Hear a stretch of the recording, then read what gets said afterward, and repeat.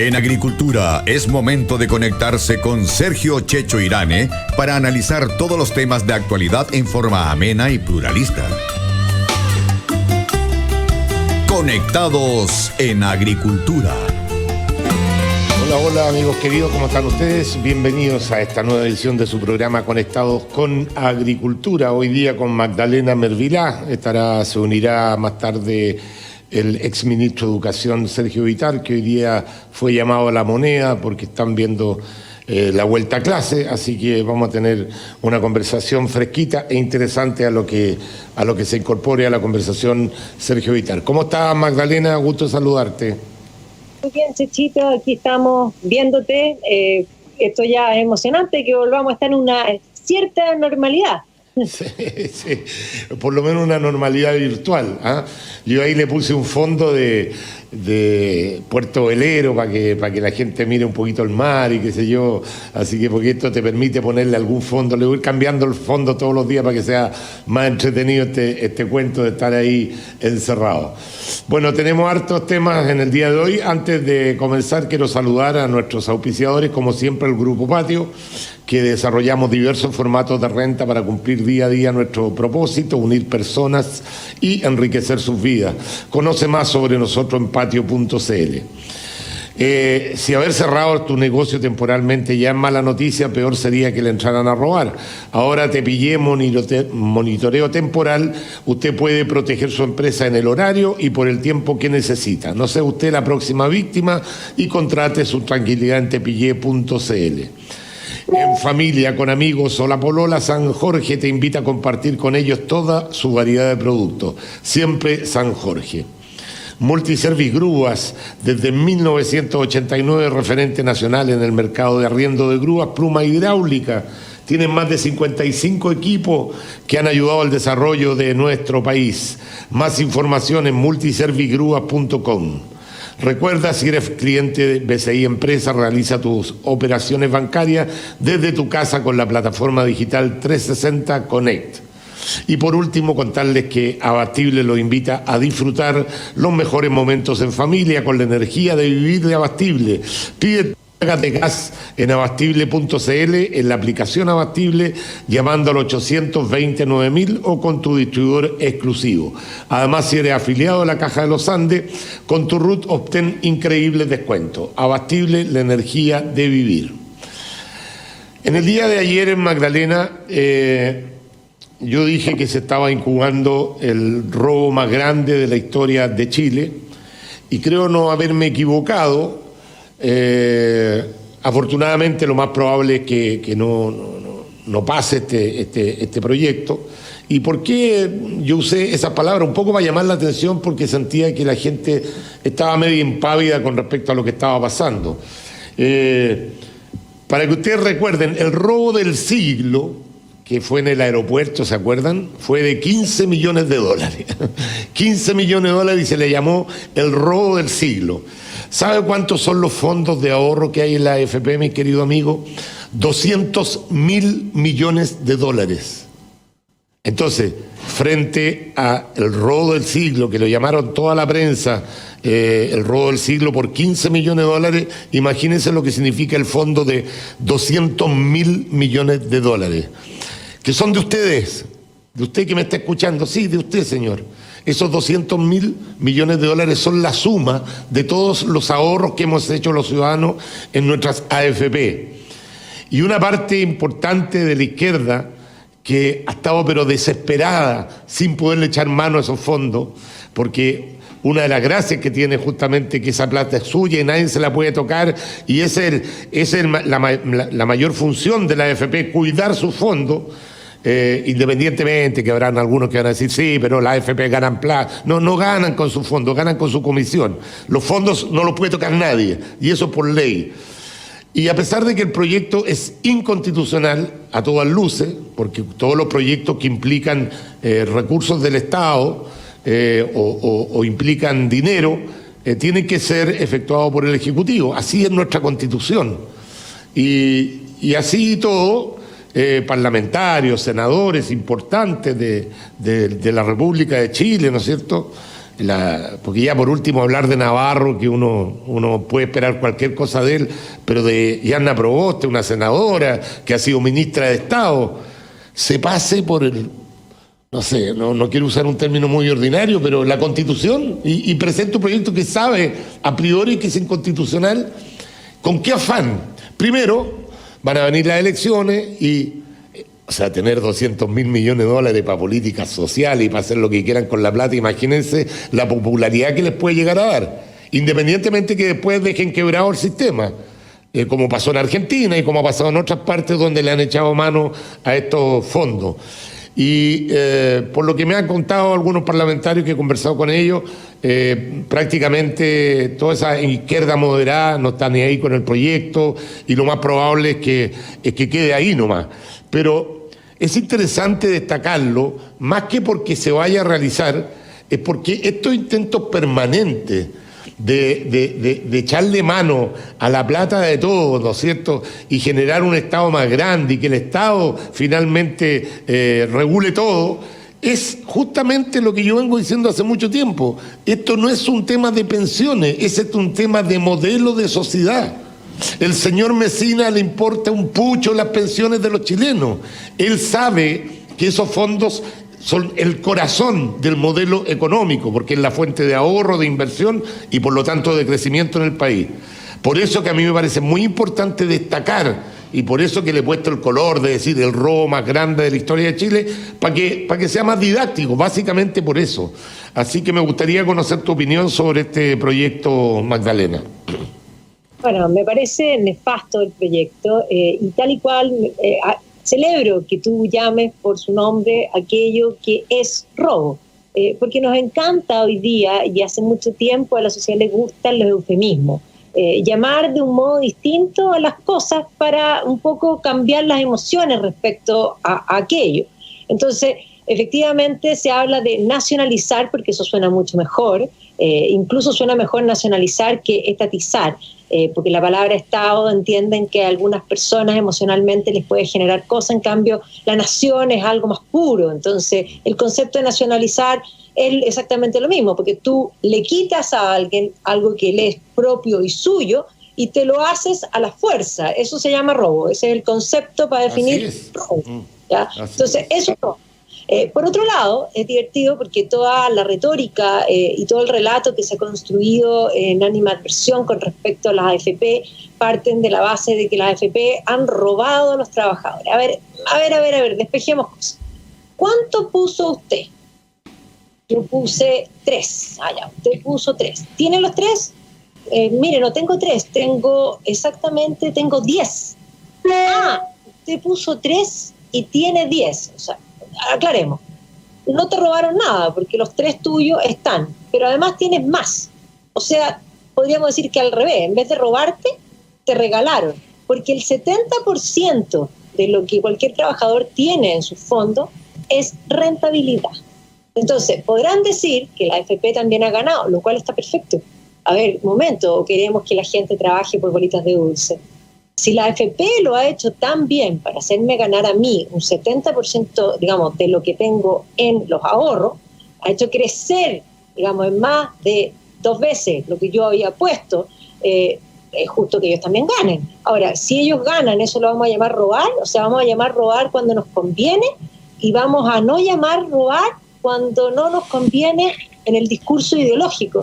Es una cosa... Perdona, es que me parece súper interesante el análisis que está haciendo Magdalena, pero vamos puntualizando.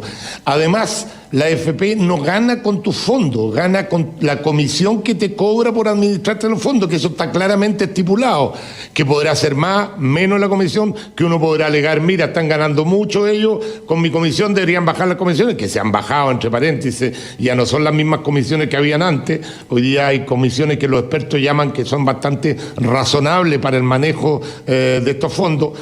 Entonces, la AFP no pueden tocar los fondos, que eso es muy importante. Y la otra crítica que se hace, para que sigas con tu análisis, es que, claro, con esas plata le prestan a los Luxis, le prestan a esto. Pero por supuesto, po, le tienen que prestar a esa empresa para poder lograr esa rentabilidad. Porque tú le prestas a esa empresa genera riqueza y parte de esa riqueza te la devuelve en forma de interés y por lo tanto tus fondos crecen. Ahora, los que ¿cómo que se llama? No les gusta por una cosa ideológica, es, sí, pero a ver cómo me explicáis tú que yo he perdido 12 millones de pesos con mi fondo ahora. Por supuesto que vaya a perder porque estamos en crisis, todos los papeles bajan de valor, todas las empresas hoy día cuestan, si no la mitad, menos de la mitad, pero hay que esperarse porque esto no es definitivo. La pérdida de esos 12 millones la haces cuando finalmente vendes esos papeles. No los vendas todavía, espérate, porque esto sabemos que va a ser una cosa temporal. Sigue, por favor, Magdalena, pero quería hacer esos alcances que son importantes, que son las fuertes críticas que se le hacen al tema de la AFP. Todo el tiempo. De hecho, una de las cosas bien interesantes es que cuando vino ahora la caída de los valores, digamos, de los papeles donde invierten las AFP, efectivamente se acusó rápidamente de robo. La palabra robo aparece. Pero fíjate que antes de ayer varios recuperaron sus posiciones y por lo tanto podríamos decir se les recuperó el dinero a la gente. Sin embargo, ningún Twitter, con excepción que justamente lo estaba buscando ahora, de uno que es al revés, que defiende digamos el sistema y dice, bueno, ¿y ahora dónde están los que hablan de robo? ¿Ya? Porque efectivamente es un tema bien particular. Por lo tanto, usan el término pasionalmente cuando les conviene y es ideológico lo que hay aquí. Entonces, aquí lo claro es, tus fondos son tuyos, nadie toca tus fondos y lo que hacen las AFP es invertir esa plata, porque si usted guarda la plata debajo del colchón, que es una alternativa, esa plata va perdiendo valor. Y por lo tanto, usted guardó 10, pero cuando pasan los años, esos 10 ya no le alcanzan para lo mismo, va perdiendo valor. Y por eso uno no guarda la plata bajo el colchón de partida, porque es muy divertido. Yo siempre me impresiono cuando de repente, no sé, se entró a robar a una casa y tenían una cantidad de plata increíble. Yo no sé quién tiene plata, yo no tengo plata ni en mi billetera. Es una cosa muy curiosa, ¿ya? Pero efectivamente uno no guarda debajo del colchón porque pierde valor. Entonces uno, ¿qué hace? Uno invierte la plata, la puede poner si uno quiere no perder nada y no correr ningún riesgo, uno toma un depósito a plazo. Y si uno quiere que crezca más la plata y puede correr algún riesgo, uno toma otros instrumentos, fondos mutuos y otros que permiten que la plata crezca más. Y visto financieramente, hay que decir que la AFP no solo lo han hecho bien, lo han hecho tan bien que mucha gente que quiere invertir, gente que tiene plata y quiere invertir, decide poner su plata en una APB. Entre ellos varios de los parlamentarios que están presentando este proyecto, que tienen APB, o sea, que tienen varios millones de pesos colocados en ahorro voluntario, que ellos lo han puesto para que la AFP le administre la plata. O sea, hay una incongruencia gigantesca.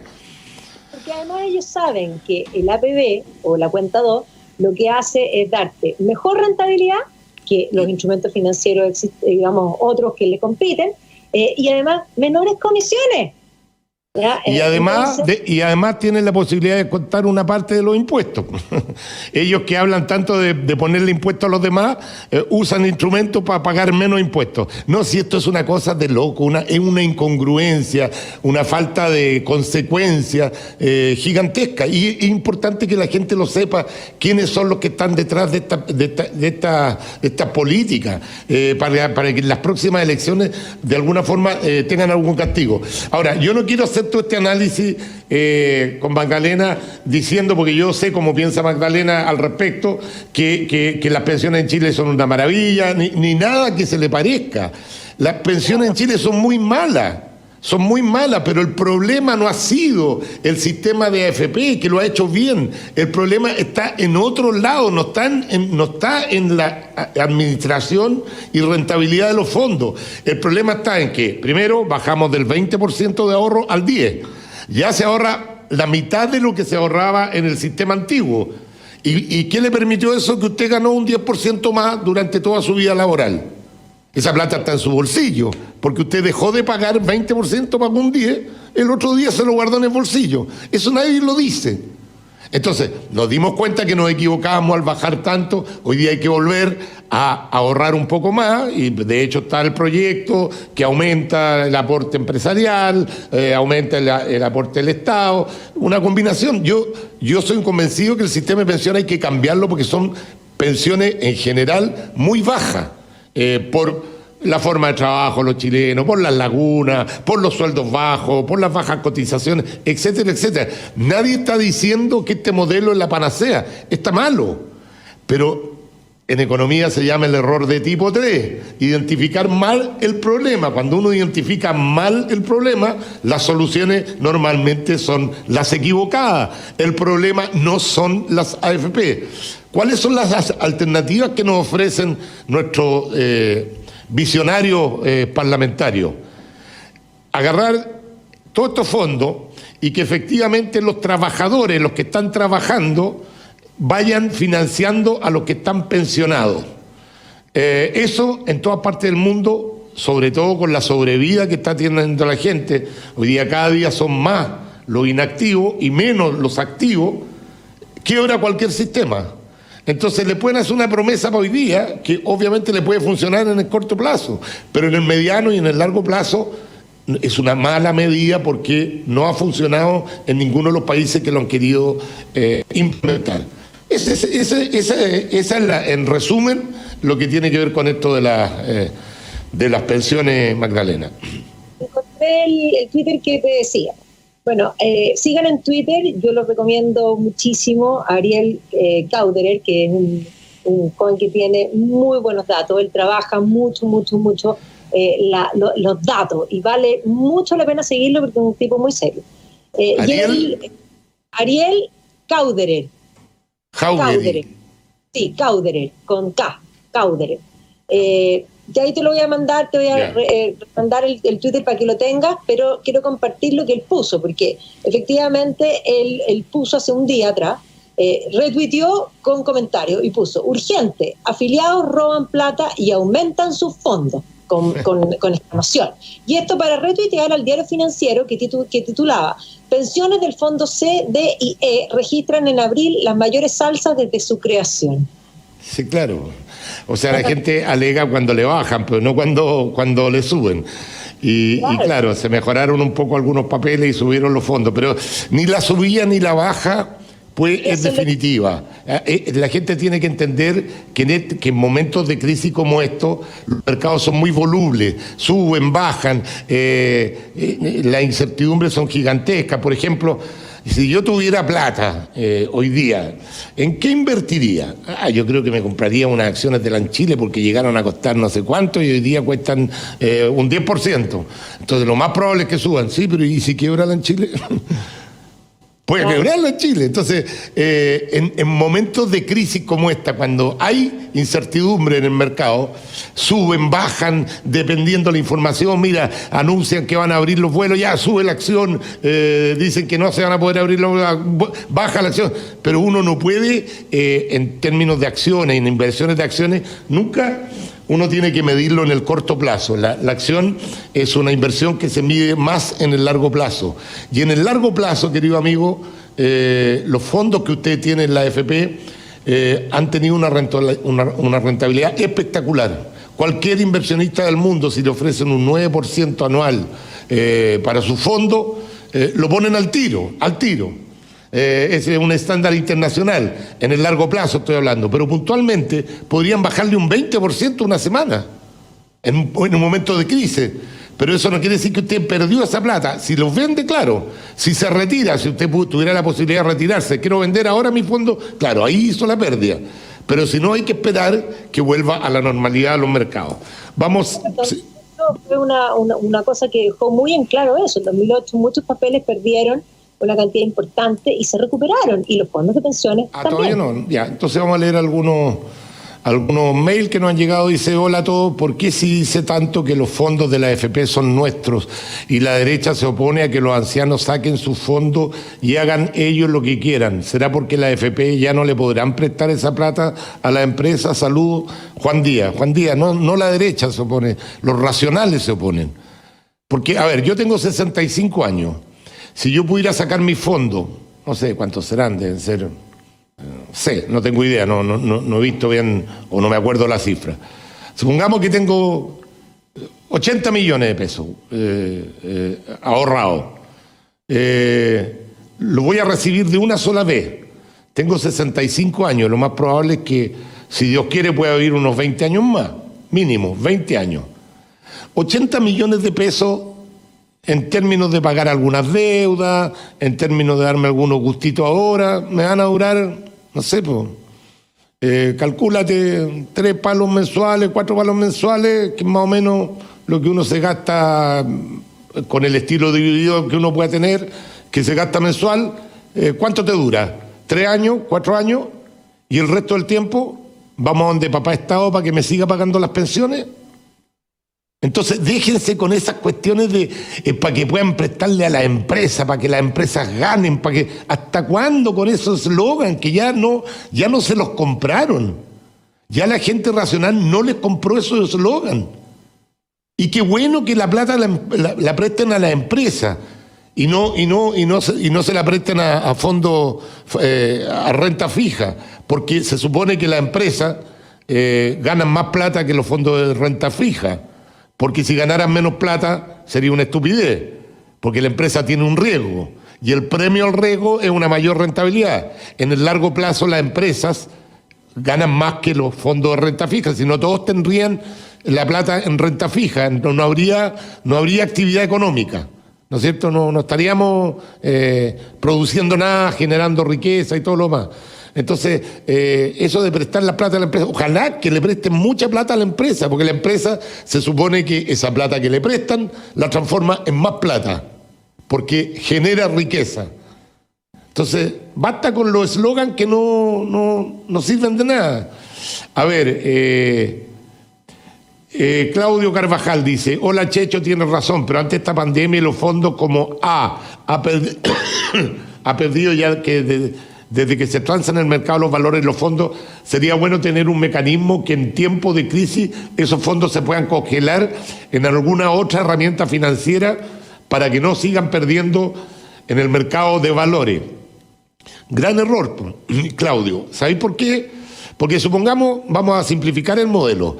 Yo tengo todos mis fondos invertidos, 100 millones de pesos invertidos en LAN Chile, supongamos que fuera tan simple el modelo. Es una cartera donde se miden los riesgos, que está diversificada, etcétera, etcétera. Pero supongamos que esa cartera tuviera una sola acción, LAN Chile.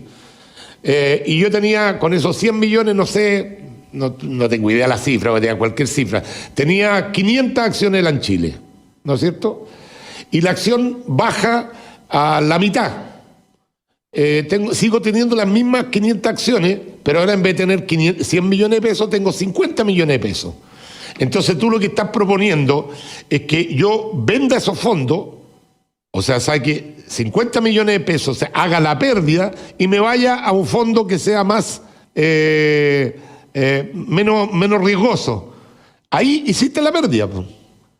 En cambio, si te quedas en esas acciones que bajaron por una razón más o menos conocida, que es una crisis de cero actividad, de cero venta, finalmente esa empresa va a volver a operar y van a volver a subir esos fondos.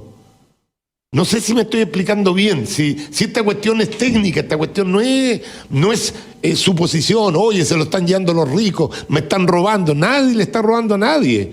O sea, hay una crisis y bajan los valores, ese es el punto. Magdalena. Bueno, exactamente. De hecho, calculando el ejemplo que tú dabas, de que tenías 80 millones de pesos y que vivías 20 años más.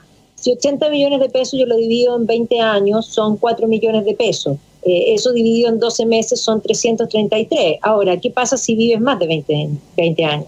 Y ahí está el punto. O sea, siempre dicen, bueno, pero es que la AFP calculan en 110. 110 es una media que está en base a que alguien se murió de 110 y mañana se muere alguien de 120. No. Perdona, Magdalena, que te corrija. No es una media.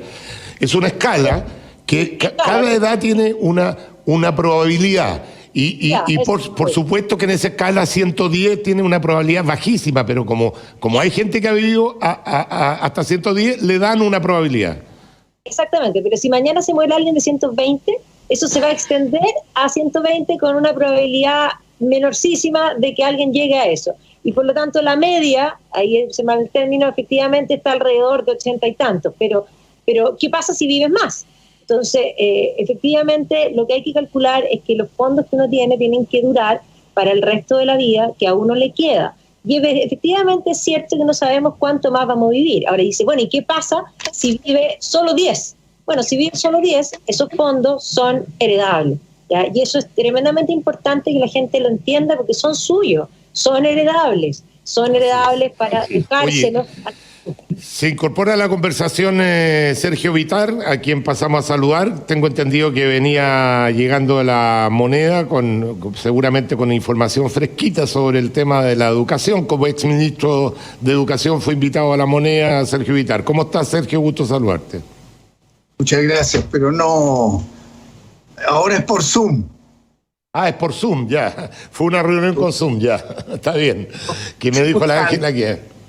El ministro de Educación, Figueroa, nos invitó a un grupo de exministros de Educación y tuvimos una conversación que duró unas hora y media, 2 horas recién, para analizar los distintos puntos de vista y los distintos estudios y las opiniones de cada uno de nosotros sobre cómo hacer el retorno a clases de una manera que los papás ayuden, que los profesores ayuden, que se vaya haciendo de manera flexible para ir aliviando los temas en los hogares, manteniendo el nivel educacional, ayudar al tema emocional, que es muy fuerte en muchas familias, en muchas casas. Y bueno, ahí tuvimos bastante coincidencia todos sobre cómo movernos y cómo ayudarnos y cómo consultar con papás y con profesores, cómo dejar que la escuela vaya dando el paso, cómo mirar otras experiencias, por ejemplo la de Suecia, en que no han suspendido las clases, en otros sí suspendieron, los alemanes, que han vuelto primero los alumnos del último año de educación secundaria y que tienen que dar la prueba para entrar a la educación terciaria, o los noruegos y daneses que partieron con los niñitos de prekinder y kinder para cómo preparar las salas para que estén a distancia, cómo tener normas de limpieza y desarrollo de la educación de higiene de los niños, cómo expandir el tema de la banda ancha o de los equipos de computación para los niños y familias que no tienen esos recursos y que también se ayuden, en fin, todas las formas del mundo y cómo se puede hacer, porque está súper difícil. No hay nada de fácil. Yo me alegro escucharte de que hubo mucha coincidencia en esa reunión, porque yo creo que eso es lo que tenemos que lograr en situaciones de crisis tan grandes como esta. Antes de que tú llegaras estábamos hablando con Magdalena del proyecto que quisieron presentar algunos senadores de este robo, porque yo esto de nacionalizar a mí no me la compro, este robo de los fondos de las pensiones, que por supuesto es un proyecto inconstitucional, está fuera de la Constitución, pero igual lo presentan porque es populista, porque llama la atención a mucha gente que desconoce. Por eso que estábamos hablando básicamente de las pensiones. Me gustaría conocer tu opinión sobre este proyecto también, Sergio, antes de pasar a otro tema. Sí, me informé hoy día también, no sabía de que un grupo de senadores había planteado esa idea, como lo hicieron unos diputados hace poco tiempo atrás. Unos llaman estatización, otros llaman nacionalización, y es un tema que viene hace tiempo. Pero creo que lo dije en el programa anterior tuyo, desde el punto de vista de la forma de trabajar ahora con esta crisis que tenemos, hay que manejarse dentro del proyecto de reforma que está en el Congreso. Y el proyecto de reforma que está en el Congreso tiene un conjunto de puntos donde se está llegando a acuerdo. Hay un solo punto donde hay desacuerdo, y es la proporción del total del 6% adicional o 5% adicional, 6% adicional para los fines solidarios respecto de los individuales. Porque justamente lo que se está viendo ahora es que un conjunto enorme de familias están planteando sacar plata de los fondos que tienen, 5%, 10%, 15%. Y en las discusiones que hemos tenido algunos, por lo menos a nivel técnico y a nivel político, es que si tú abres esa puerta, después no sabes dónde se cierra esa puerta. Además, hay un cálculo que si a ti tienes 40 años y te pasan 1 millón de pesos, cuando te jubiles son 10 millones menos que tienes, sin tocar nada. O sea, no es inocuo, porque claro, uno dice 1 millón de pesos, claro. Ahora, yo encuentro que hay espacio para conversar. ¿Qué pasa si la gente, el día mañana esto se alarga y ya no están los recursos estatales, la gente necesita comer y permitimos que saquen un porcentaje de sus fondos versus ir recuperando con una cotización un poquito más alta después para ¿cómo que se llama?, compensar aquello? A mí me parece que está dentro del debate posible, pero un proyecto como el que estábamos viendo, a mí me parece que es una verdadera locura, Magdalena. Magdalena. Hechos los fondos de pensiones. Los fondos de pensiones están hechos para aquella etapa de la vida de las personas donde uno ya laboralmente no produce y no recibe ingresos. Y por lo tanto, teniendo en cuenta que para eso está construido, digamos, todo este modelo de capitalización individual, es para ese minuto que se requieren esos fondos. Yo entiendo que la tentación es usarlo, pero efectivamente eso es para el futuro y podría ser comida para hoy y hambre para mañana. Por lo tanto, las pensiones son intocables, y eso es una parte. O sea, uno cuando pone eso ahí, uno tiene que olvidarse de que existe, sino que hasta que se requiere, y por lo tanto yo siempre digo que el consejo va más por el lado de lo que les he citado toda la semana respecto a el autocontrol y la mesura de saber de cuánto yo puedo gastar, cuánto me puedo endeudar, y en los momentos de crisis, bueno, hay que ver, pero esa plata es como que hay que pensar que como que no existiera, porque de lo contrario, el futuro puede ser tremendamente negro. Oye, entonces, es cierto, Sergio, que esta puerta es una puerta muy compleja, porque la abres hoy día para esto, y mañana se abre y te terminas con un problema país y social gigantesco con respecto a las pensiones. Oye, pasando a otro tema, porque esto yo creo que ya dejamos claro todas nuestras posiciones. La noticia del día, sin lugar a duda, por la connotación que tiene, por lo que le sigue, tiene que ver está centrada en un mall, el mall Apumanque, que hoy día el alcalde Lavín está intentando abrirlo. La palabra no la encuentro, pero más o menos nomás, no normal, digamos, con varias restricciones. Y yo quiero plantear este tema porque yo de verdad ya a esta altura estoy mucho más preocupado de la pandemia económica que se nos viene que de la pandemia de salud, que creo que finalmente va a ser controlada.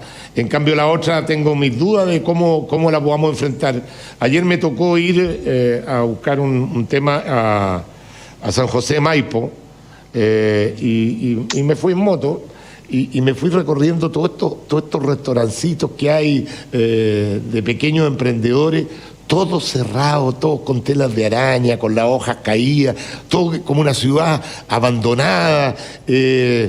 Yo me pregunto, toda esa gente, todos los trabajadores, todos esos pequeños emprendedores, ¿de qué están viviendo? O sea, ¿qué van a hacer si esto se prolonga por mucho tiempo? Entonces, me gustaría conocer la opinión de ambos en el sentido de si ustedes creen que ya ha llegado el momento de empezar a buscar caminos para reiniciar la actividad económica.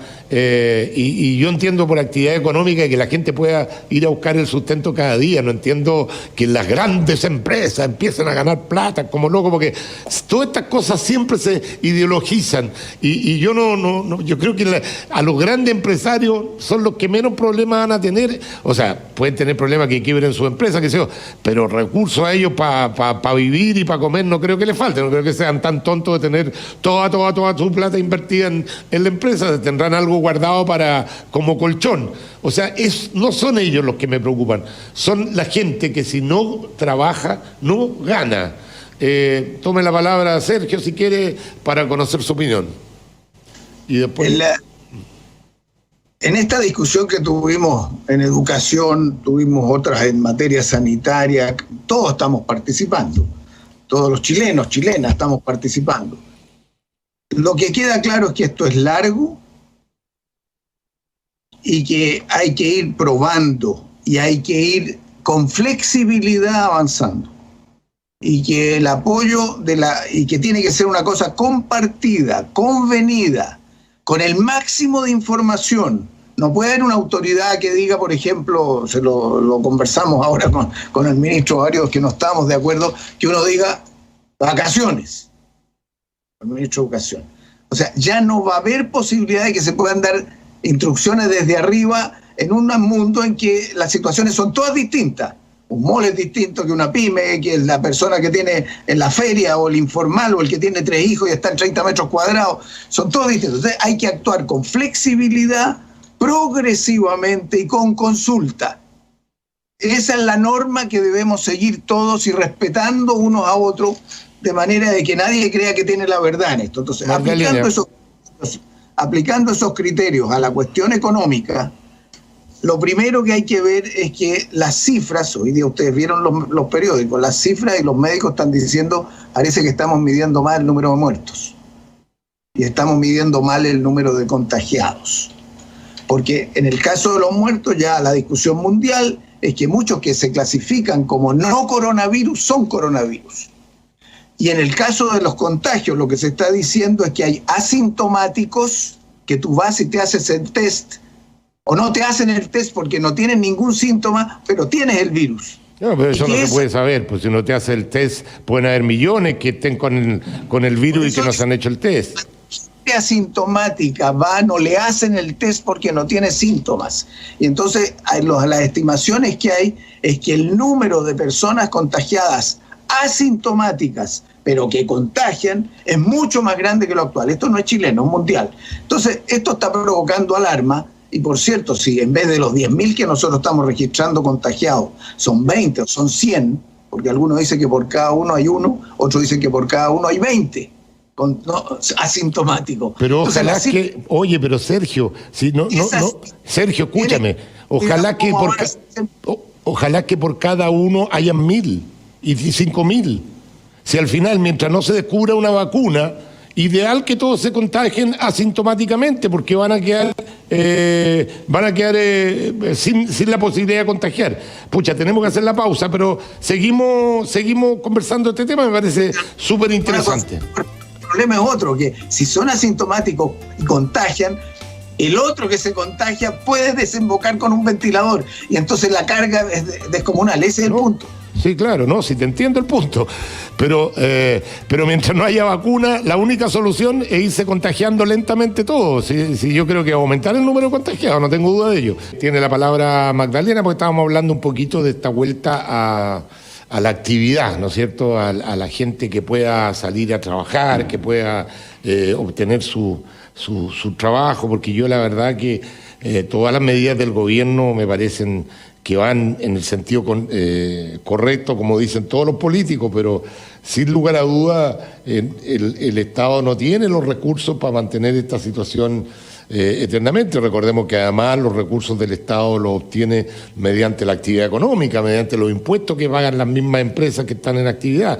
Entonces, como dice la Magdalena, pan para hoy día, hambre para mañana, ya vamos a tener un déficit de 9%, un déficit fiscal. Ningún país en el mundo aguanta un déficit fiscal permanente de un 9%. No estoy diciendo que no haya que tenerlo en este minuto, aquí hay que hacer un esfuerzo grande, pero hay que tratar de buscar caminos para la actividad económica. Mi opinión, la tuya ahora, Magdalena. Bueno, yo creo que sí, que hay que tratar de ir volviendo en la medida de lo posible a una mayor normalidad. Y cuando digo normalidad es algo que se acerque a lo que había sido el mundo antes de esto, porque hay que comprender que esto, como dice Sergio, tiene toda la razón, va a ser largo, y por lo tanto lo que vamos a denominar normalidad después de esto no va a ser lo mismo que era antes. Desde ya el mundo digital se viene a imponer, el comercio electrónico que ya estaba va a aumentar. De hecho, yo estoy muy impresionada con algunas plataformas como por ejemplo Mercado Libre, que han abierto un montón de tiendas que no tenían los sistemas digitales, se han sumado a Mercado Libre y hoy día uno entra a las tiendas directamente a través de ellos y el delivery y todas las cosas están funcionando muy bien. Por lo tanto, hay un montón de empresas de logística y de alguna forma digamos, digitales o del mundo de la tecnología que han venido a ayudar a salir a muchos digamos, o más bien sortear esta ola de no poder abrir. Ahora, algo se tiene que abrir y ahí viene el punto de el mall es masivo. Yo creo que hoy día, de hecho, ya que mencionaste y partiste esto con el Apumanque, yo fui a buscar los libros del colegio de mi hijo al Verbo Divino y retiré los libros y subí por Apoquindo y había mucha gente afuera, una cola gigantesca, y me pregunté qué es lo que pasaba. Porque efectivamente afuera de los bancos hay cola porque los bancos están atendiendo, pero hacen entrar de a 5 personas más o menos. Ayer me tocó ir al Banco Visa a hacer un trámite y efectivamente no me tocó mucha cola, pero cuando salí había una cola larga afuera y es bastante lógico que hagan entrar de a pocas personas. El gran problema de los malls que son lugares cerrados y que efectivamente de a 5 personas, porque ahora lo que decían es que la Vini iba a dejar de a 5 personas y por muy poco tiempo. El mall requiere, mayor tiempo. Ahora, qué mala suerte esa pyme que en vez de tener una tienda en la calle, que podría estar abierta, la tiene dentro del mall. Bueno, puede estar abierta, ojo.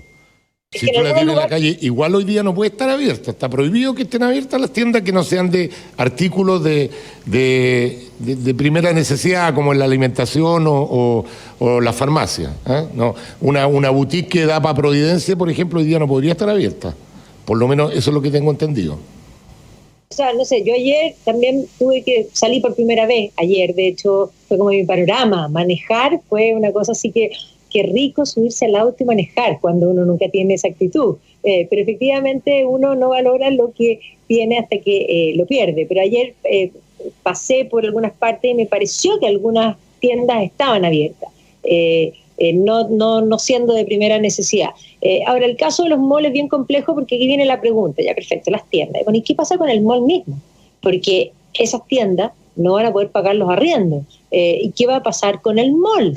El mall también va a quebrar, o sea, ¿cuánto se puede resistir? Entonces, es cierto que es muy complejo y que lo que dice Sergio Vitar tiene toda la razón, que hay que tener una mayor flexibilidad y ir probando, porque efectivamente nosotros frenamos o aplanamos la curva de contagio, pero vamos a tener que ir probando, entrar en una normalidad, y si esto se vuelve a escalar, va a haber que volver a frenar y va a haber que ir soltando y en el fondo apretando en forma constante para poder intentar que la economía no se desplome y que la gente no quede. Van a quebrar muchos. Sí, nos alargamos mucho en el bloque anterior, así que este va a ser muy cortito. 2 palabras, Sergio, antes de ir a... ¿Está ahí, Sergio, no? ¿Sergio? Sí. Acá. Ya. 2 palabras antes de ir a las noticias. No, me decían recién que la Apumanque abrió hoy. Sí, pues eso es lo que estábamos hablando. Claro, y que van a cerrar mañana. Entonces van a evaluar hoy cómo fue la cosa. Van a evaluar mañana lo que pasó hoy. Entonces, que me parece que es un buen ejemplo de cómo proceder. O sea, vas a tener que ir abriendo progresivamente y vas a tener que ir cerrando si es necesario. Y entonces ir tomando, por ejemplo, hay que probar si las medidas de distanciamiento, de mascarilla, de jabón, en fin, en el lugar donde estás, ayuda a reducir y por lo tanto puedes alargar el periodo de tener abierto. El punto principal es que ¿dónde está el grueso del empleo en Chile? Si tú miras las cifras gruesas, el grueso del empleo está en comercio, en servicios, y en particular en comercio y también en construcción. Entonces hay que hacer una operación. En construcción, por ejemplo, estudiar la forma de reiniciar actividades trasladando a los trabajadores, evitando, por ejemplo, que vayan en transporte público, o que se pongan de acuerdo las empresas constructoras y pongan buses para llevar a los trabajadores y después devolverlos a sus casas. En el comercio no hay que olvidar que el servicio personal tiene mucho trabajo y son informales. Y en la medida en que tú no te atrevas a que lleguen y para no estar en contacto con ellos, va a ser muy alto. Entonces, en realidad, esta opinión que estamos dando ahora tiene que ser progresiva, pero también tiene que ser selectiva. Tenemos que ver medidas distintas según la región, según el producto, según la distancia, según el tamaño de la empresa, pero hay que moverse progresivamente y evaluar. En Conectados, dígalo en 30 segundos. Usted está re loco. La AFP le roban todo a la gente. Imagínese todas las pérdidas, se la achacan a las personas. No quiere ver lo que está más claro que el agua. Ellos son los sinvergüenzas más grandes. ¿Cómo es posible que traigan una pensión tan miserable? Todas las pérdidas se las dan a uno, ellos las puras ganancias. Checho, buenos días. Me gustaría saber si usted conoce el texto de la ley de la cual usted habla del robo del siglo. Personalmente yo no lo sé, no conozco el texto. Si usted lo sabe, bueno, tendrá su justificación para saber que es un robo. Pero si no conoce el texto usted, no lo conozco yo, no lo conoce el resto de la población, ¿está capacitado usted para hablar de robo? Hola Checho, ¿cómo estás? Francisco Martínez de aquí de Chicureo, ¿cómo estás? Oye, a propósito de robo, que te escucho que estás hablando en la calle, estamos viendo que toda esta clase política que tenemos se está llevando prácticamente el país para la casa. ¿Podemos hacer algo o solamente debemos esperar hasta las próximas elecciones para sacar a todos estos ladrones que nos están guiando? Como tú tienes más información y más gente que puede opinar, te rogaría que nos explique un poco a la ciudadanía de qué se trata esto, si podemos hacer algo o no. Buenos días, Sergio. Estoy indignada con ese proyecto que mandan sobre las AFP. Hemos ganado plata. Últimamente, claro, han habido pérdidas por el asunto mundial que hay de la crisis sanitaria y económica. Estos senadores son cara y raja. Creen que los chilenos somos mensos. Me parece extraordinariamente un caso para conversarlo, Chechito. Estos izquierdos están acostumbrados a que les regalen todo y ahora quieren nuevamente robarnos nuestros ingresos a personas que trabajan, se sacrifican y luchan por un bienestar mejor. Ellos con sus anuncios populistas siempre han querido estafarnos y básicamente cagarnos. Bueno, a la primera señora que me dice que yo estoy loco, parece que no escuchó toda la explicación larga que dimos con Magdalena para hacerle entender de cómo funciona el tema. Su plata está ahí, nadie se la puede robar. Es cierto que puede ser que los dueños de la AFP ganen plata en un momento que usted pierda con sus fondos, pero que van por carriles distintos. Pero lo importante es que la gente entienda cómo funciona el sistema. Si no lo quiere entender, ya el problema de cada uno no puede convencer a todos. Y al amigo que me pregunta si conozco el texto de la ley, primero es un proyecto de ley, no es una ley. Hoy día, si tú lo quieres conocer, aparece en la primera página del Mercurio, aparece el titular y en la B5 aparece el proyecto que quieren presentar. Yo no necesito, la leí por cierto, el proyecto, y no necesito profundizar mucho para darme cuenta que es un robo. Es un robo porque los fondos son míos. Según la ley, hay una forma de que estos fondos que son míos me los administre la AFP y me los va dando cuando yo jubilo de alguna distinta forma. Distinto es que venga el Estado de Chile y se apropie de esos fondos y cambie totalmente el sistema. No fue eso lo que me dijeron cuando me dijeron, oiga, usted deposite aquí y su plata es suya, qué sé yo. Por lo tanto, para mí es un robo. Y es el robo más millonario de la historia de Chile. Vuelvo a repetir lo que dije al principio del programa. El robo del siglo fueron 15 millones que se robaron en el aeropuerto. Estos son 200.000 millones de dólares. Escuche bien la cifra, 200.000 millones de dólares. Imagínase cómo se le hace la boca, el agua a la boca a algunos populistas que quisieran tener esos fondos para tomar medidas equivocadas. Yo prefiero que estén guardaditos ahí, que no me los toquen y qué sé yo. Ese es mi punto y nada. Yo considero que es un robo y afortunadamente, por lo que hablé con varios senadores hoy día en la mañana, no tiene ninguna posibilidad que el proyecto siga adelante. Bueno, ¿algún comentario que quieran hacer sobre los WhatsApp para que pasemos a otro tema? Sergio. Bueno, uno de los WhatsApp, digamos, una de las informaciones antes de los WhatsApp de lo que pasaba en Nueva York con los casos de muertos, yo creo que nos debe hacer reflexionar también bastante sobre los riesgos de acumulación si nos desbordan los hospitales y por eso cómo manejamos esto.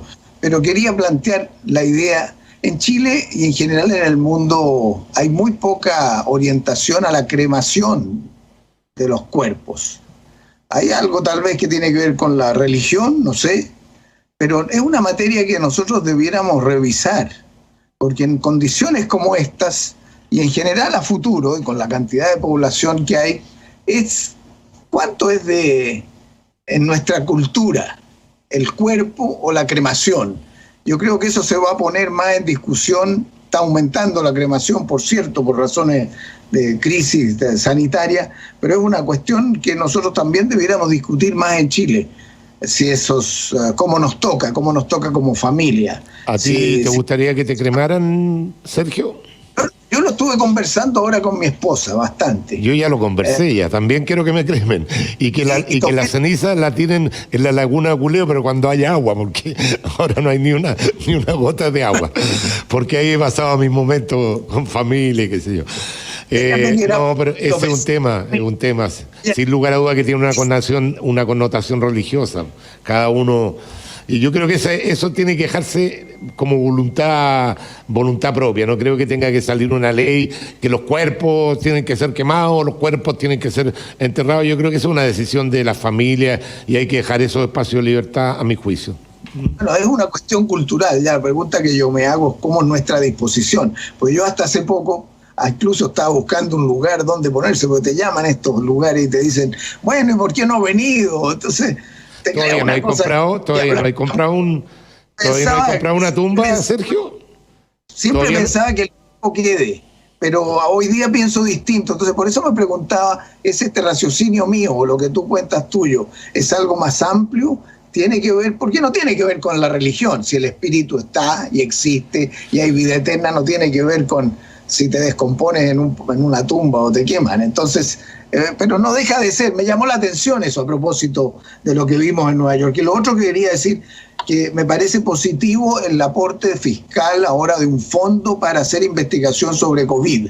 ¿Y esto por qué me parece positivo? Porque en Chile en general no hemos orientado los recursos de la investigación a resolver problemas concretos de los chilenos, sino que la plata de investigación está para que cada uno investigue un poco de acuerdo a su libertad, a los científicos, en fin.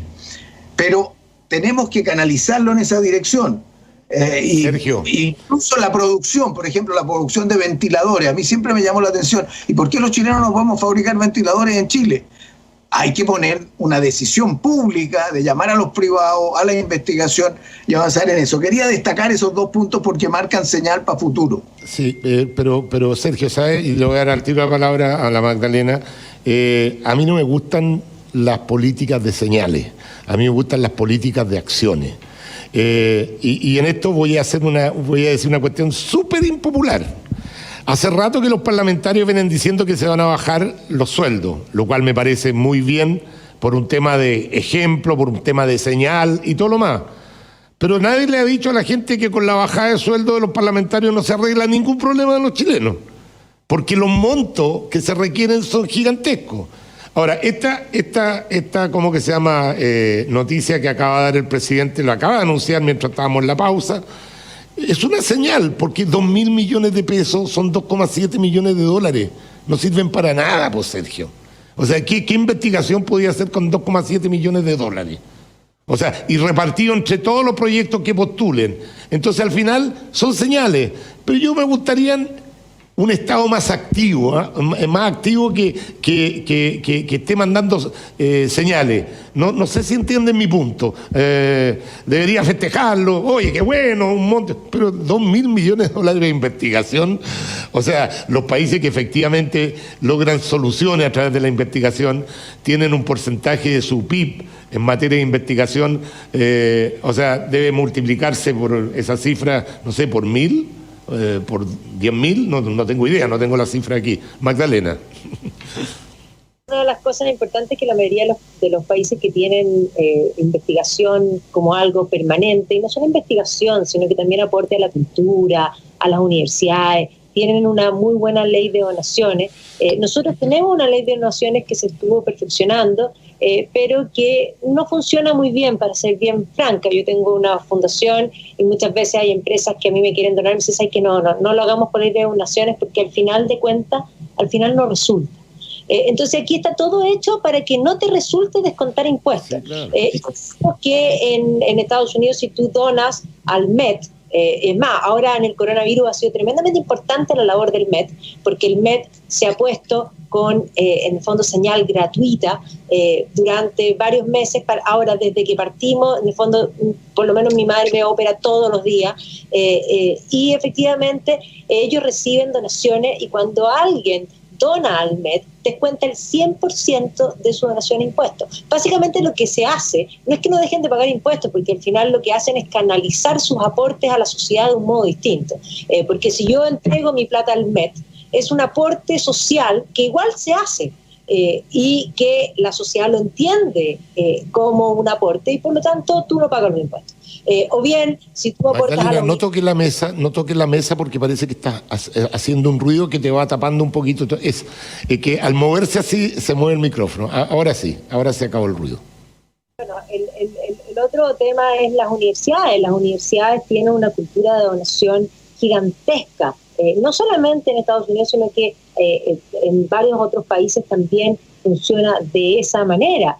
Nosotros no tenemos esa cultura, nosotros tenemos una cultura que parte de la base de que el único que puede dar es el Estado, lo cual no es necesariamente así. Yo creo que el Estado tiene un rol importante en muchos aspectos, pero los privados también lo tienen, y para eso hay que hacer buenas leyes que permitan que efectivamente los privados tengan un incentivo para querer aportar a la sociedad en ámbitos que son socialmente importantes, y la investigación científica es uno de esos ámbitos, sin lugar a duda, y por eso doy el ejemplo ahora del MET, porque tanto el MET como muchas otras, nosotros aquí también tenemos un problema con la gente de cultura, pero ahí está el punto, o sea, aquí no hay esa cultura de donación, no lo hay, no la va a haber, porque no hay un incentivo que realmente haga que los privados estén dispuestos a entregar.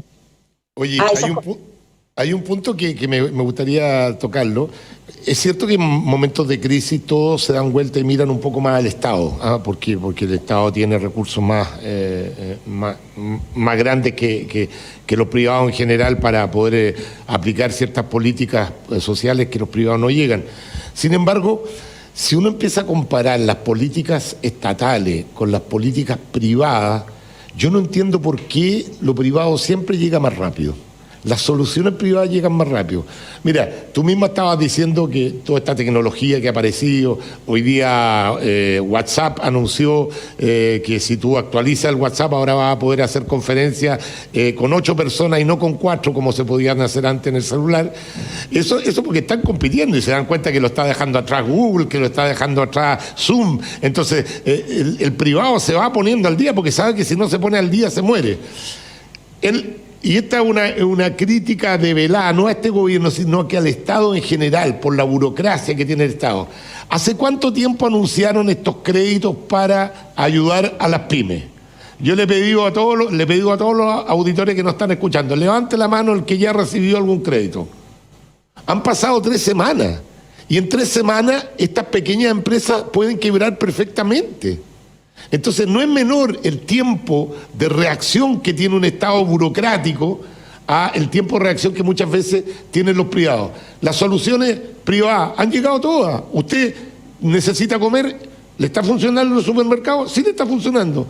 Y para que funcione el supermercado está funcionando la distribución, están funcionando los camiones, está funcionando el productor que los produce. Todo eso, hay toda una cadena de valor que está funcionando y le han solucionado sus problemas más importantes. Están funcionando las farmacias. Tú misma dijiste, hoy día se puede comprar en algunas tiendas a través de la aplicación, ¿cómo se llama? Mercado Libre. Y hay otras aplicaciones que también se han ido poniendo rápidamente. Sin embargo, pareciera ser que papá Estado se demora un poquito más en hacer que lleguen las soluciones. A la vuelta le damos la palabra a Sergio Melnik, a Sergio Vitar, perdón, que debe estar muy molesto con mi comentario de que el Estado se demora más. No, antes de darle la palabra a Sergio, voy a leer un mail. Dice: buenas tardes, don Sergio, mi consulta es: soy pyme, compartí mi carpeta tributaria hace más de una semana, mi Banco Santander y Chile, tengo historial impecable. ¿Cómo es posible que aún ningún banco conteste o active el tema créditos que anunció el gobierno? Cero respuesta de los ejecutivos. Agradecería que lo comentara. Muchas gracias. Yo tengo entendido que hasta ayer los bancos no tenían idea de cómo se iba a operar en definitiva este tema. Pero un poco va en la línea de lo que yo digo, que todas estas medidas, como son materia de ley, se demoran más. Y a lo mejor Sergio Vitar, 1 millón de personas o millones de personas pensando en una solución para un determinado problema son más eficaces en la búsqueda de una solución que una autoridad central que diga esta es la solución del problema. Por eso que a lo mejor funciona distinto. No sé cuál es tu parecer. Mi parecer es que este tema de qué hace el sector privado y qué hace el sector público no es blanco y negro. Entonces no es que uno diga, mire, todo es público, y el otro diga, todo es privado. El éxito de los sistemas depende de la mejor combinación entre un sector público que orienta decisiones estratégicas de acuerdo a los intereses de la sociedad y que tiene capacidad de empujarlas, y un sector privado que opera de manera ágil, más eficiente, y que se ciñe a normas y reglas para que haga las cosas de acuerdo al interés nacional y el interés social. Ese es el criterio. Entonces hay países que tú tienes que se cargan más para un lado, otros que se cargan más para el otro. En ese rango está. Ahora, por ejemplo, este tema que surgió recién de la investigación y la pregunta del auditor en el tema del crédito a la pyme, a su crédito, se ilustra bien con esto. Por ejemplo, nosotros hemos tenido muy poco acento de dirección estratégica del Estado en investigación. Fíjate que la investigación hoy día en Chile, todos saben que el porcentaje que destinamos a eso es bajísimo, pero hay que orientarlo. El Estado tiene que convocar a los privados, tiene que convocar a las universidades, tiene que poner incentivos, tiene que llamar a las empresas y dar incentivos para que hagan más investigación. Por ejemplo, en el caso noruego, que yo siempre utilizo cuando hablo en estas materias respecto a los salmones. Son el primer productor del mundo de salmones, nosotros somos el segundo. Pero ellos tienen centros de investigación para ver, por ejemplo, cómo alimentan los salmones sin usar harina de pescado, cómo tratan los restos de los salmones, las deposiciones, para usarlas como fertilizantes. O sea, cómo avanzan. Nosotros vamos a esperar que ellos lo hagan y después lo traemos, o nos asociamos con ellos, hacemos alguna investigación nacional. Entonces, tiene que haber una conducción mayor. En el área digital, mira los niños que hoy día no tienen clase, tiene que haber una decisión del Estado mucho más enérgica de decir, voy a invertir y voy a llamar a licitación a privado porque quiero más redes de fibra óptica hasta la última milla, quiero llegar hasta las casas más modestas, quiero tener equipamiento para igualdad en el sector del acceso digital. Y en el caso de lo mismo, en el caso de las pymes, tiene que haber un Estado que define, yo quiero apoyar a las pymes, saco las leyes, pero tiene que tener capacidad de supervisión. Yo no tengo garantía ni que lo hayan los privados bancarios solos, ni que tengan mucho interés algunos de ellos de poner riesgo. Por eso el Estado tiene que dar la orientación y los privados tienen que cumplir de acuerdo a cierto. Esa es la combinación. Sí, entonces no es que uno sea más partidario de una cosa más de otra. Veamos que es más útil. No era mi punto, yo no estoy desconociendo el valor del Estado y las funciones que tiene el Estado, sobre todo las funciones fiscalizadoras que debe tener el Estado, que ahí hay un gran déficit. Si yo básicamente te preguntaba por el tema de la velocidad de las soluciones. La mayoría de las soluciones en el corto plazo están llegando por el lado del Estado en este minuto para la gente que se ha quedado sin empleo y todo lo más. Si en eso yo estoy de acuerdo contigo que tiene que ser una combinación. Si el punto que uno se pregunta por qué de repente a estos Estados les cuesta como tanto moverse, es como una máquina lenta. Magdalena. Bueno, es que los sistemas más burocráticos son así, o sea, el Estado no puede llegar y tomar una determinación en forma rápida porque tiene que pasar una serie de procesos. Eso mismo que hablamos de esa cultura de fiscalización, la tiene inserta dentro de sus formas como organismo, que así ha sido concebido.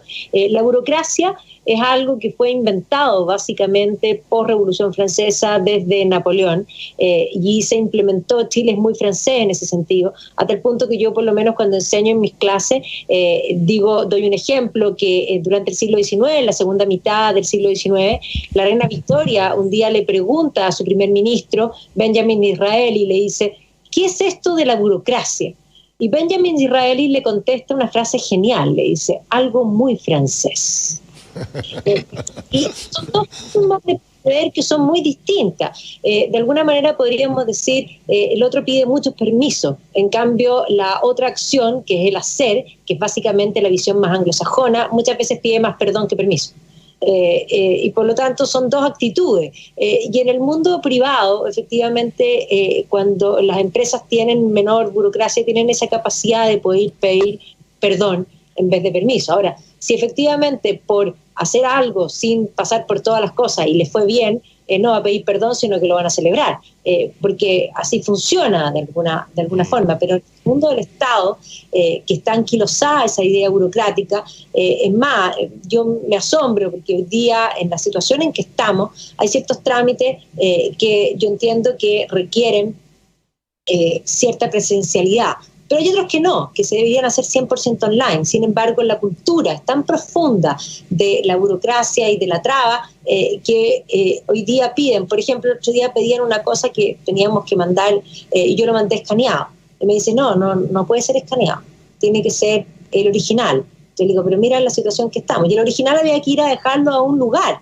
Entonces es como, no hay flexibilidad, es como las cosas, el proceso es, el procedimiento es el que la misma notaría. Hay muchos países donde no existen las notarías, pero nosotros vivimos en un país donde uno tiene que hacer un certificado que diga que uno es uno y que yo autorizo a mí. Eso es absolutamente ridículo. Entonces el procedimiento está hecho para el servicio de las personas. Y el gran problema es cuando las personas están al servicio de los procedimientos. Y eso es algo que es realmente insólito. Yo me acuerdo una vez en la clínica alemana, que yo me río de estas cosas porque absolutamente incorporado como un deporte en mi vida. Yo gozo con hacer ver esta situación a la gente. Pero un día voy a la clínica alemana a hacerme una endoscopía. ¿Sabes lo desagradable que es? Bueno, pongo el dedo, mi dedo es único y irrepetible. Yo soy yo, estoy yo presencial, pongo mi dedo. Listo. Después de que pongo el dedo, hace varias cosas y la niña me dice, ¿su carnet? Entonces yo la miro y le digo, ¿para qué quieres mi carnet? Es que el procedimiento, te acabo de poner el dedo. Tú quieres saber si yo soy yo. Tú quieres saber si hay alguien que no soy yo, que quiere hacerse una endoscopía por mí. Qué bueno. Bueno, de esa anécdota hay millones. O sea, yo también tengo una anécdota que no la voy a contar ahora porque es por el tiempo, pero quiero escuchar también a los auditores. En Conectados, dígalo en 30 segundos. Estimado Checho, señora Magdalena, te felicito, Checho, por la excelente panelista que tienes hoy. Mi nombre es Renato Navarro. Quiero rápidamente tocar dos temas. El robo en despoblado del senador Navarro y Yasna Proboste, que nos quieren tener comiendo de la palma de la mano del Estado, cual gallina estalinista. Y el colectivo Matapaco, que con este video ya nos amenaza directamente, y creo que el ministro Blumel tiene que ponerse los pantalones y hacer algo. Gracias. Chechito, Magdalena, saludos. Mira, yo soy de izquierda, pero tengo claro que la gran rentabilidad que han tenido la AFP, han hecho su pega, pero se lo han farreado de izquierda a derecha. Hace años se venía pidiendo la AFP estatal. ¿Por qué no dejaron que los que quisieran tuvieran esa oportunidad? ¿Por qué se dejó solamente en 10%? ¿Por qué no se arregló el tema de las lagunas? No sé, un poco de ayuda de Estado, se la farrearon. Y saludos.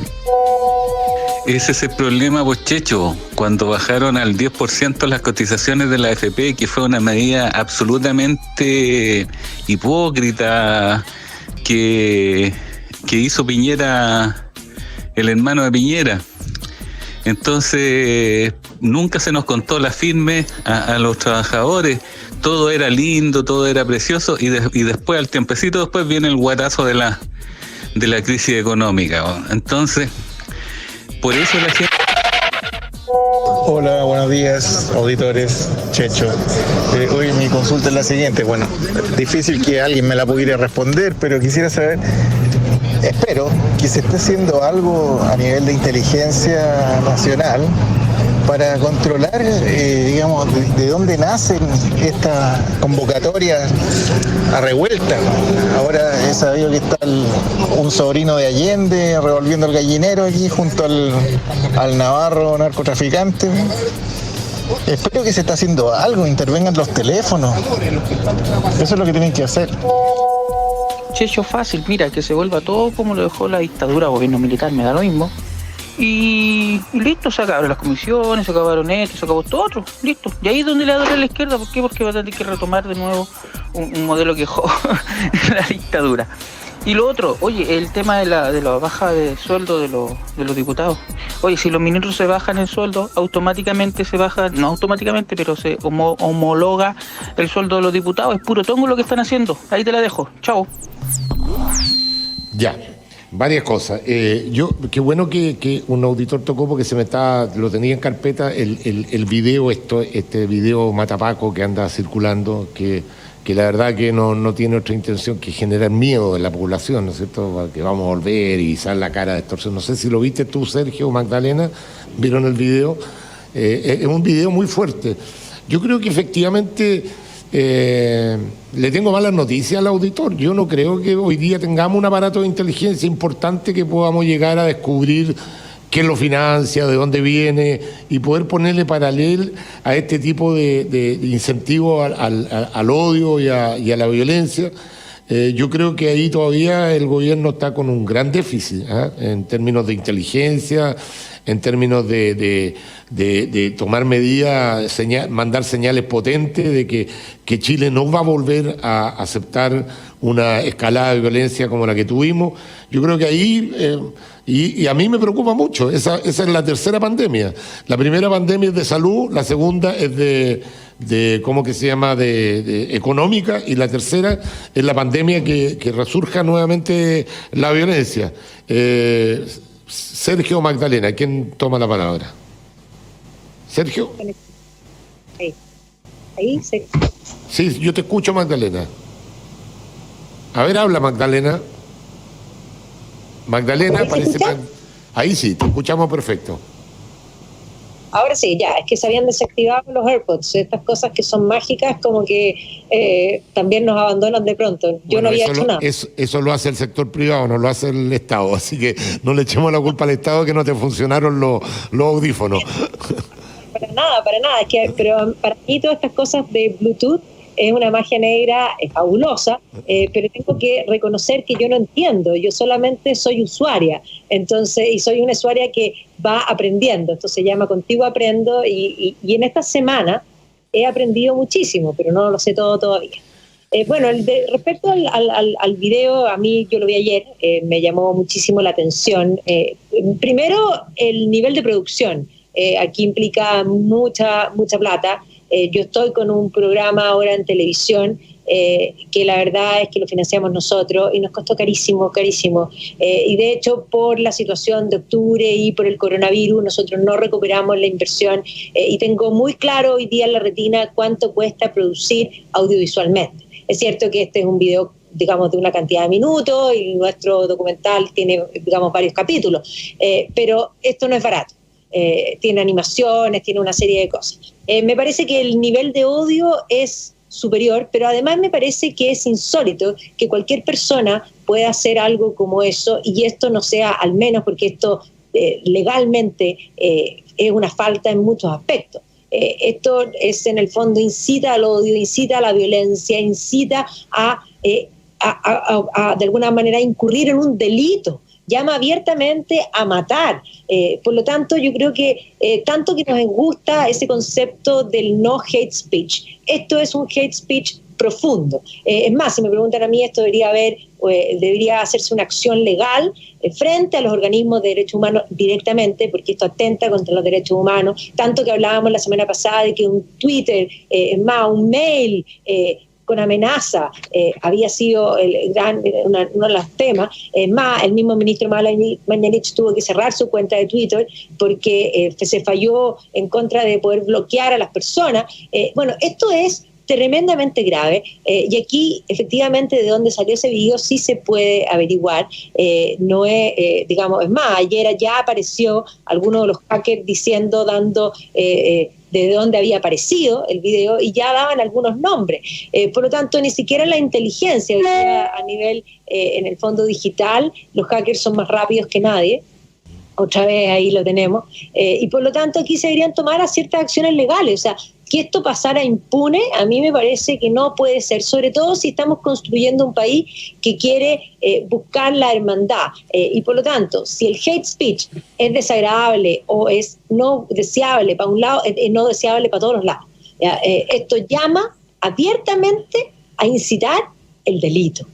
Y por lo tanto, eso no puede ser. Te digo al tiro lo que va a decir el gobierno. Se va a hacer una demanda contra los que resulten responsables y no va a pasar absolutamente nada. Sergio Vitar, antes de ir a la pausa, un comentario sobre estas incitaciones a la violencia que circulan en las redes sociales.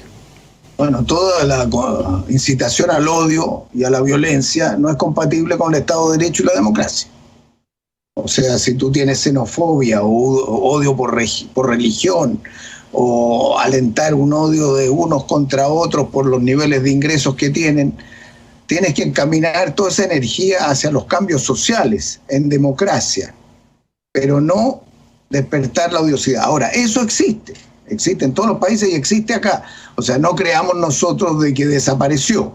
Eso va a existir, hay grupos organizados que muchas veces están más bien vinculados a posturas anarquistas o de otro tipo, o delictuales, o de droga, para generar una situación de conflicto en la sociedad que permita debilitarla y con eso poder ampliar las áreas donde dominen los sectores el Estado. Ahora, todos los políticos que han apoyado la violencia de una u otra forma, con apoyo abierto o siendo muy, muy débiles en condenarla, de alguna forma tú ¿podrías decir que no son democráticos? No, yo diría, estamos hablando de quien te está promoviendo ahora, por ejemplo, matar carabineros. Eso es despertar odio, eso es antidemocrático. En las opiniones generales que pueda tener la gente de que uno quiere que todas las AFP sean estatales, el otro que sean privadas, eso está dentro del ámbito de la libertad que existe y viene de decidirse a través de procedimientos. Pero que un diputado publique una foto de un niño matando al presidente de la República, ¿te parece que ese diputado no respeta la democracia? No, yo diría que más bien puede ser un caso para mandar a un hospital, a un tratamiento psiquiátrico.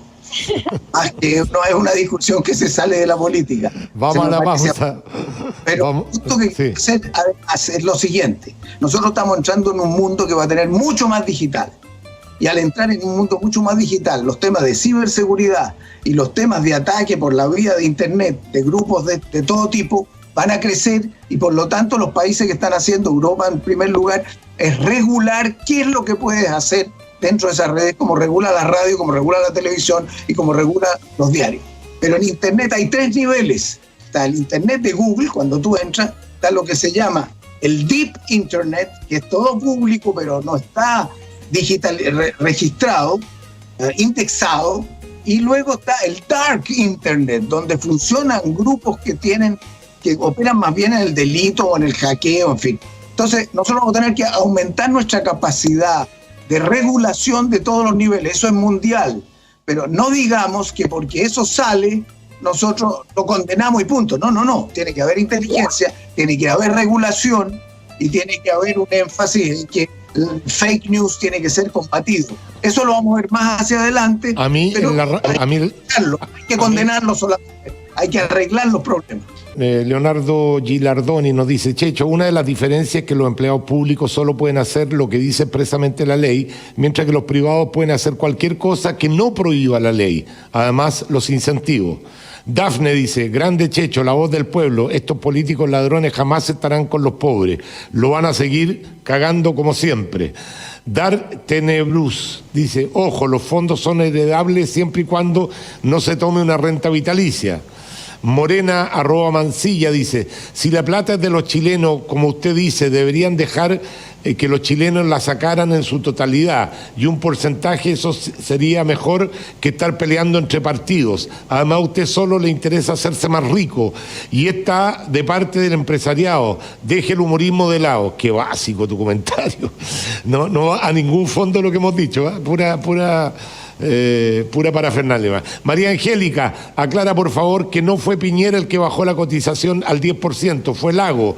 La gente trata de perjudicar al presidente. Bueno, hasta ahí los Twitter, y nos queda tiempo solamente para despedirnos. Ya se nos fueron 2 horas de programa. Increíble. Magdalena, las últimas consideraciones, después Sergio, y terminamos con el programa. Bueno, yo creo que estamos viviendo unos momentos complejos. Nuestro país venía hace rato con eso, pero hoy día toda esta situación mundial, esta situación que va más allá de nuestro propio control, debiera poder hacer que salga esa grandeza que tenemos dentro y poder poner las cosas como corresponde, ordenar las prioridades. De alguna manera nuestro país sí podrá tener muchas falencias, hay cosas que hay que mejorar, sin duda en el sistema de pensiones es un buen sistema, sí, pero tiene falencias, es verdad, hay que buscar fórmulas y eso, en eso tenemos que avanzar, pero es tremendamente necesario que como país, tanto oposición como gobierno, trabajen de la mano, pensando y poniendo en mira qué es mejor para Chile, qué es mejor para la salud de los chilenos por una parte, que es lo que hoy día nos compete y que nos tiene tan preocupados, y qué es también mejor para la economía de los chilenos, para el bolsillo y para la realidad del día a día de todos los chilenos. Entonces, a mí me parece que la grandeza sería abandonar la ideología, pero entiendo y sé y conozco la realidad de nuestro país, y eso es tremendamente difícil porque somos un país inmensamente ideologizado, pero si lográramos que esta pandemia nos liberara un poco de ese problema, seríamos Tuvimos un problema ahí al final con el audio de Magdalena, pero quedó muy clara la idea. Sergio Vitar. Sobre lo que dijo una auditora, María Angélica, el 10% de las pensiones fue planteado por José Piñera, que era ministro del Trabajo de Pinochet. Eso viene de la época de la dictadura. No es ni de este presidente, Sebastián Piñera, ni es de Ricardo Lagos. Entonces creo que tiene que aclarar bien sus conceptos, porque la afirmación es equivocada. Y lo otro que quiero aprovechar de terminar, y de nuevo lo que todos los chilenos pensamos, de un aplauso y un cariño y un afecto a todos los trabajadores de la salud, a todos los trabajadores que están en las calles para que se mantenga el funcionamiento de la ciudad en los servicios básicos, que se están exponiendo más, y ellos requieren el reconocimiento de todos nosotros. Así que muchos saludos a ellos. Y que eso viene de derecha y de izquierda. Hay gente decente en los dos sectores y hay gente mala en los dos sectores. Entonces no polaricemos tanto en ese sentido, porque Chile puede ser mejor si buscamos puntos de convergencia en vez de dispararnos. Qué bueno que llegaron los dos a la misma conclusión al final del programa. Yo solamente quiero recordar que nos hemos enfrentado a 4 pandemias. 4 pandemias, esto no es fácil. La pandemia del 18 de octubre, que para mí fue una pandemia, como se desembocó este descontento que había en la gente, se desembocó en una pandemia de violencia que destruyó gran parte de la infraestructura, del comercio, etcétera, etcétera. Después la pandemia del COVID-19, que yo también aprovecho de felicitar a la gente de salud, a todas, desde el ministro de Salud para abajo, que la verdad que uno, si se compara cifras más, cifras menos, si era asintomático, ¿no? Que se le busca siempre la quinta pata al gato para tratar de criticar. Chile lo ha hecho espectacularmente bien con respecto a la mayoría de los países del mundo, así lo reconoció incluso la Organización Mundial de la Salud, así que hay que aplaudirlo a todos por el trabajo que están haciendo.